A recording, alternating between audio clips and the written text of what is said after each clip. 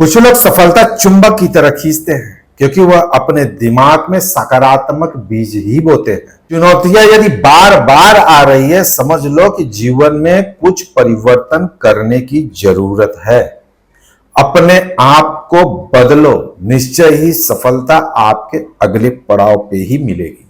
आपकी सफलता आपके साहस, धैर्य और आपको सही राह पे काम करते हुए मिलती है।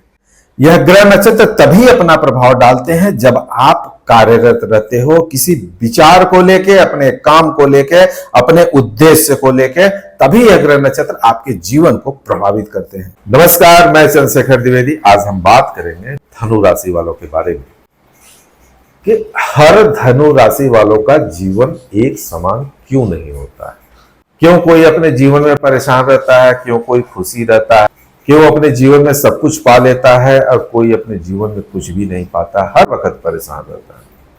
कोई पाके भी खुश नहीं है, कोई नहीं पाके भी खुश है। इसका रीजन क्या है, इसके बारे में चर्चा करते हैं। क्योंकि जब हम प्रेडिक्शन कोई करते हैं या सुनते हैं ना, तो कोई तो इससे खुश होता है, कोई सेटिस्फाइड होता है और कोई नहीं हो पाता है। रीजन सिर्फ यह सिर्फ हमारे जन्म लेने का समय नक्षत्र डिसाइड करता है कि हमें क्या करना चाहिए, हमारे जीवन का क्या उद्देश्य है। यह नक्षत्र जो होते हैं हमारे पुराने कर्मों का संचय, हमारे पुराने कर्मों का एक रूट होता है, हमारी पहचान होती है नक्षत्र। हम उसे समझ नहीं पाते हैं और जिस समाज और जिस परिवार में हम जन्म लेते हैं, जैसा माहौल रहता है, जैसा विचार रहता है, हम उस पे पल जाते हैं, वही करते हैं। जैसे बच्चे पैदा होते हैं तो हम स्कूल में उनका एडमिशन कराते हैं, एक ही सब्जेक्ट, एक ही स्कूल, एक ही उन्हें पेपर देना पड़ता है। सबका जीवन अलग है, सबका चाहत अलग है, सबका सोच अलग है, लेकिन वह एक ही पढ़ाई करता है। कैसे पॉसिबल हो सकता है? अब बस वही हमारे जीवन का उद्देश्य बन जाता है, वही करना पड़ता है। कोई इसमें प्रॉपर अपने रूट पे बैठा रहता है जो अपने जीवन में अच्छी तरीके से सक्सेस हो जाता है, और जो नहीं हो पाता है वो कहीं ना कहीं भटकते रहता है, क्योंकि वो वास्तव में अपनी जिंदगी की खोज तो कर ही नहीं पाया। तो ये नक्षत्र हमारे जीवन में इतना इंपॉर्टेंस होते हैं। अब हम बात करें नक्षत्र का, तो धनु राशि वाले में 3 नक्षत्रों की गणना किया गया है। अब तीनों नक्षत्रों के अलग अलग नक्षत्र स्वामी भी माने गए हैं। गुरुदेव के अंतर्गत 3 नक्षत्र आते हैं। पहले नक्षत्र की बात करें तो इसमें मूल नक्षत्र, मूढ़ नक्षत्र के नाम से जाना जाता है। मूढ़ नक्षत्र क्या है? मूढ़, जड़, जिसके ग्रह स्वामी जो हैं वह हैं केतु महाराज। केतु डिटैचमेंट है, जो आत्मा अपने पिछले जन्म में आध्यात्म के प्रति, आध्यात्म के रास्ते पे चलते हुए अपने जीवन को स्टॉप किया होगा, वह इस जन्म में वही जर्नी चाहता है। तो इस जन्म में वह किस तरीके से काम करेगा तो अपने जीवन में सक्सेस होगा, यह बातें करे तो वह आध्यात्म के प्रति रुचि रखता होगा, आध्यात्म में ध्यान रखता होगा, आध्यात्म के रास्ते पे होगा, आध्यात्म के कार्यों में लीन होगा, कुछ ऐसे कार्य करता होगा जो आध्यात्म के प्रति हो। आध्यात्म गुरु भी हो सकता है, अकल साइंस के रुचि रखता होगा। आप देखोगे ऐसे व्यक्ति जो हैं अपने जीवन में सक्सेस होते हैं। अब ऐसे व्यक्ति यदि दूसरे लाइन में काम करते हैं तो यह हर वक्त अपने जीवन में एक अधूरापन महसूस करते हुए पाए जाएंगे। ऐसे व्यक्ति देखोगे नया विकास करना, नई सोच रखना, दया की भावना, कर्म की भावना, कुछ नया कर दिखाने की भावना इनके अंदर आती है। आध्यात्मिक शक्ति के प्रति इनका ज्यादा रुझान देखने को मिलेगा। ऐसे व्यक्ति देखोगे कि ज्ञान के रूप में अधिकतर जाने जाते हैं। यदि इससे रिलेटेड कोई कार्य करता रहता है व्यक्ति, अपने जीवन के इस उद्देश्य को समझता रहता है, अपनी आत्मा के इस पुकार को समझता है, तो अपने जीवन में देखोगे कि अधिकतर अपने लाइफ में यह सक्सेस पाए जाते हैं।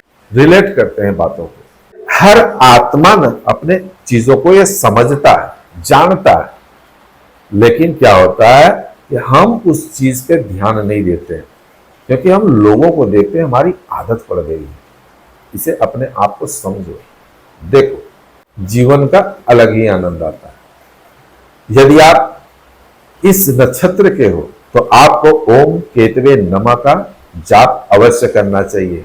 आध्यात्म के प्रति आपको रुचि रखनी चाहिए। आप यदि कुछ नहीं कर सकते हो तो मंदिर अवश्य जाएं। मंदिर में सेवा की भावना अपना समर्पित करें। यह आपके जीवन में बहुत बड़ा उत्थान का एक कारण बनेगा। अब हम दूसरे नक्षत्र की बात करते हैं। तो दूसरा नक्षत्र पूर्वाषाढ़ है और इसके जो है स्वामी है शुक्र।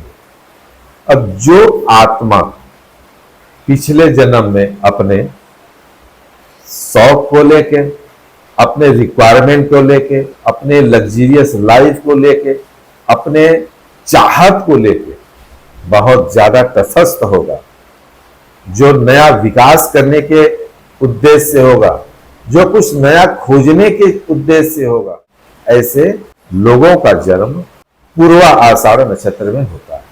अब ये व्यक्ति अपने जीवन में क्या करते हैं? ये व्यक्ति अपने जीवन में देखोगे लग्जरियस लाइफ जीना पसंद करते हैं। इन्हें ब्रांडेड चीज पसंद आता है। इन्हें लोगों के सामने अपने आप को अच्छे से प्रेजेंट करना आता है। इनकी वाणी जो होती है मधुर होती है, लोगों को मोहने वाली होती है। इनकी पर्सनालिटी बहुत अच्छी होती है। ये देखने में काफी लुभावना टाइप होते हैं। महिला हो या पुरुष, एक दूसरे के प्रति आकर्षण की भावना होती है इनके अंदर। इनका जीवन बहुत ही मधुर और सरल होता है। परिवार के प्रति, अपने जीवन साथी के प्रति ये पूरी तरीके से समर्पित रहते हैं। यह जीवन में कुछ हटके करना चाहते हैं। ये तो इनका पर्सनल लाइफ हुआ। अब ये कार्य किस तरीके से करना चाहेंगे? आप देखोगे ये स्टैंडर्ड मेंटेन करना चाहेंगे और कुछ रिप्यूटेड काम करना इन्हें पसंद आएगा। छोटे मोटे काम इन्हें पसंद नहीं आएगा। जिसमें इनका मान सम्मान बढ़े, इनका रेपुटेशन बढ़े, ऐसे काम ये बहुत अच्छे तरीके से करते हुए नजर आएंगे। कुछ लग्जरियस काम करते हुए इन्हें बहुत अच्छा लगता है। कुछ ऐसे काम जो कि लोगों को एक बदलाव की तरफ ले जाए, ऐसे फील्ड में काम करना, लोगों को अपनी वाणी से आकर्षित कर सके, ऐसे काम को करना इन्हें बहुत अच्छे तरीके से आता है।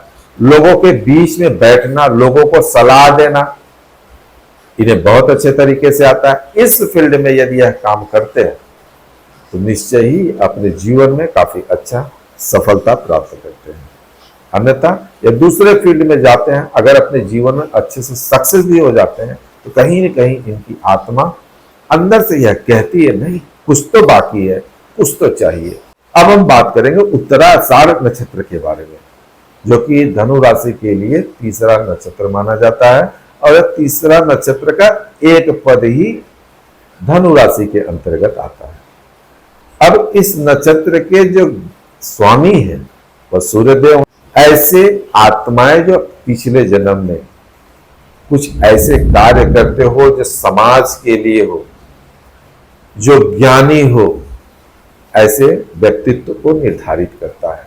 ऐसी आत्माएं उत्तराषाढ़ नक्षत्र के अंतर्गत आती है। आप देखोगे ऐसे व्यक्ति अपने जीवन में समाज को, परिवार को एक नया दिशा देते हुए नजर आते हैं। वह ऐसे ही रास्ते पे कार्य करते हुए नजर आते हैं। ये अपने जीवन में बहुत ज्यादा सक्सेस होते हैं, स्वावलंबी होते हैं, मेहनती होते हैं। जब तक किसी कार्य को करते नहीं है तब तक ये शांति से बैठ नहीं सकते हैं। इनका जीवन जो होता है यह स्वयं के लिए होता है। यह जो है अपने जीवन में जो कुछ भी करते हैं अपने दम पे करना इन्हें बहुत अच्छा लगता है, अपने दम पे ही करते हैं।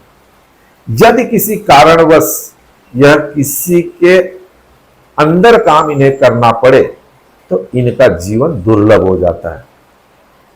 यह बहुत परेशान हो जाते हैं और यह दूसरों को दोष देना चालू कर देते हैं। ऐसा बहुत कम होता है।